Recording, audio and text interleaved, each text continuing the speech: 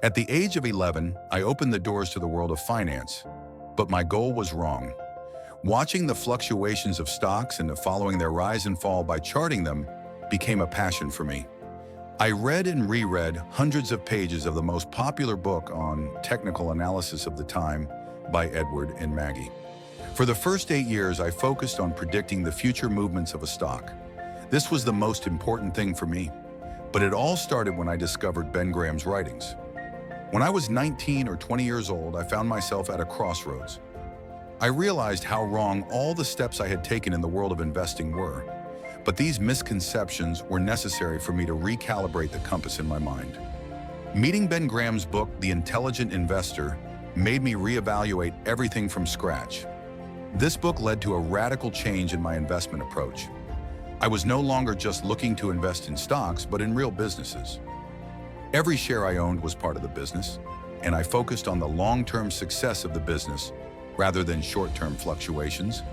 And when I invested, I focused on the real value of the companies rather than the future movement of stocks or the direction of the stock market. I was deeply passionate about my work.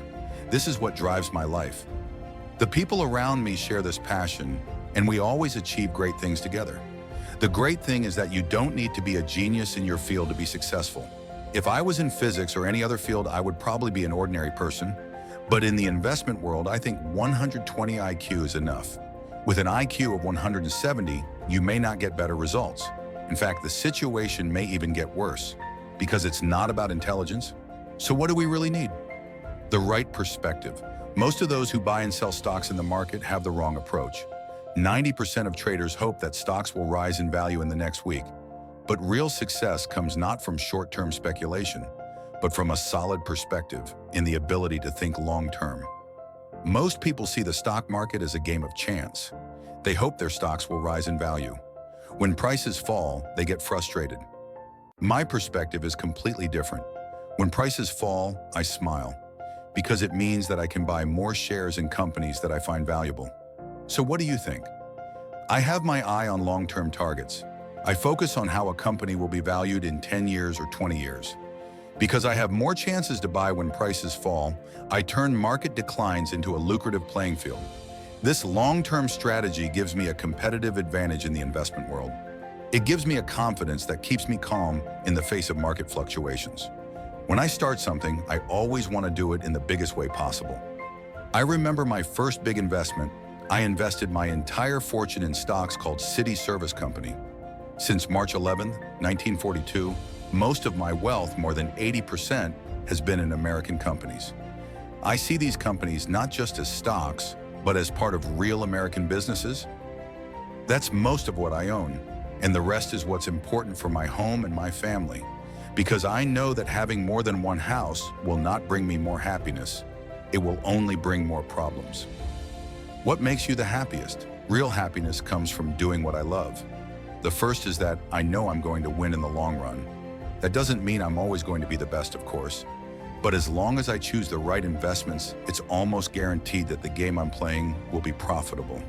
I buy a piece of American businesses rather than stocks. From this perspective, I find joy even in market declines because I get the opportunity to buy more shares in companies I find valuable. If I were a farmer, I would want the value of the land I buy to fall, so I could buy more land. This approach is what makes me really happy when I'm investing. It makes sense, doesn't it? The other aspect of my job that I value most is being trustworthy and being seen as such by people. In the investment world, I prefer to work in partnership and collaboration, even if I can make more profit alone behind closed doors. Imagine for a moment that there is no stock market. It's as if when we invest, we are directly buying real assets like farms and apartments, as if the stock market never existed. From this perspective, treat your savings as if you were investing in tangible assets. Indeed, approaching your investments in this way will help you to see them in a more tangible and meaningful perspective. Our investments are based on long-term security, so my goal is to know that I can safely get my money back no matter what happens in the future. Investing in a real asset like a farm requires some patience for returns, but this patience is eventually rewarded. Unlike the stock market, real assets represent tangible value and long-term potential rather than instant market fluctuations. When we look at the economy of the United States, we see a general increase in prosperity. A large percentage of the population is richer and has a higher income than in the past. The increase in the average amount of deposits in banks is an indication of this wealth. Although not everyone is rich, people generally have more money than ever before. And thanks to historically low interest rates, home ownership is easier than ever before. This general optimism gives us another reason to take a broad view when evaluating our investments. Even the lowest income earners in America today are living in much better conditions than when John D. Rockefeller lived. Rockefeller was the richest man in the world, but today we have better medical services, better education, better entertainment, and better transportation than he in his time. We can do many things that are better than what Rockefeller could do. If Rockefeller wanted to watch a soccer game, he had to go there in person. I can sit in front of a big screen and watch the replays and learn about every moment of the game with detailed narration.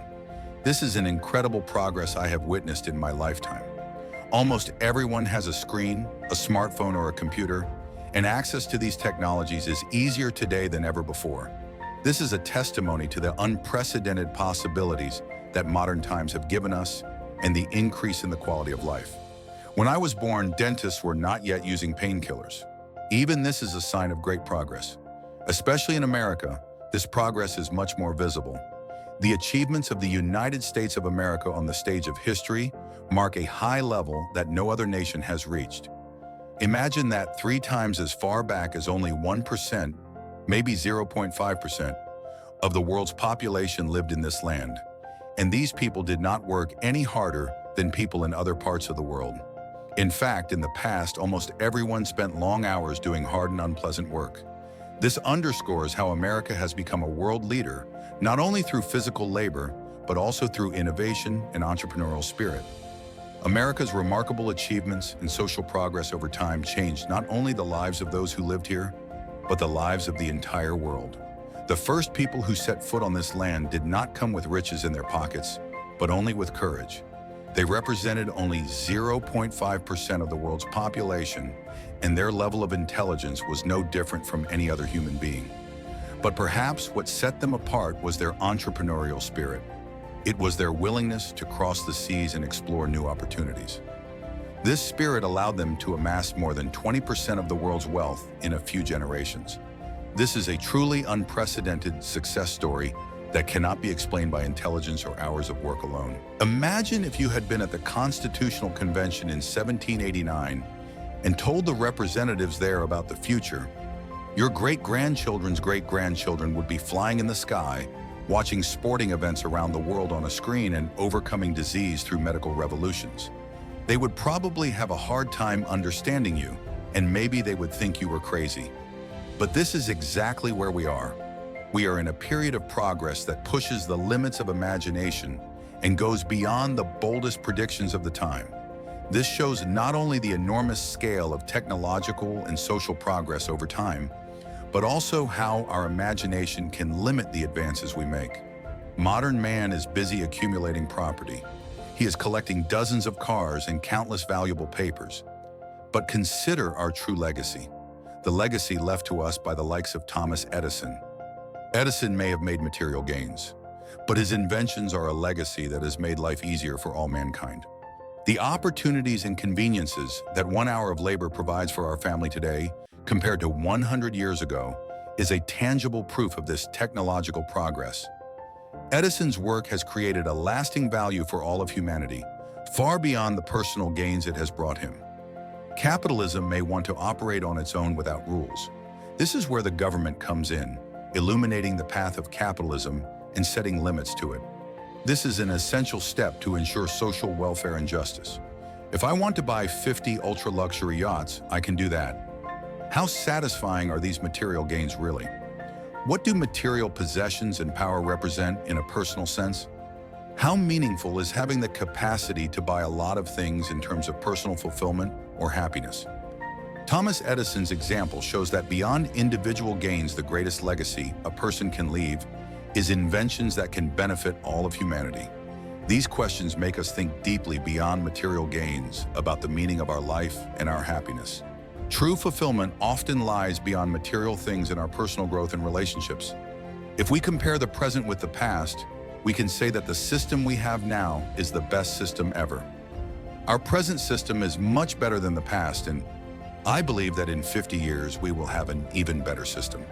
How can you be so sure?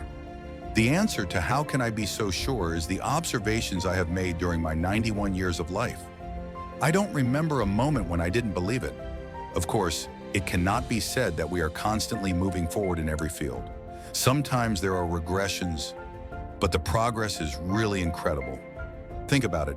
We had civil wars, the Great Depression, and many other difficulties, including epidemics. Yes, I can guarantee you, I think things will be better next year and the years after that. The business world will go up and down, but it will definitely be a forward movement.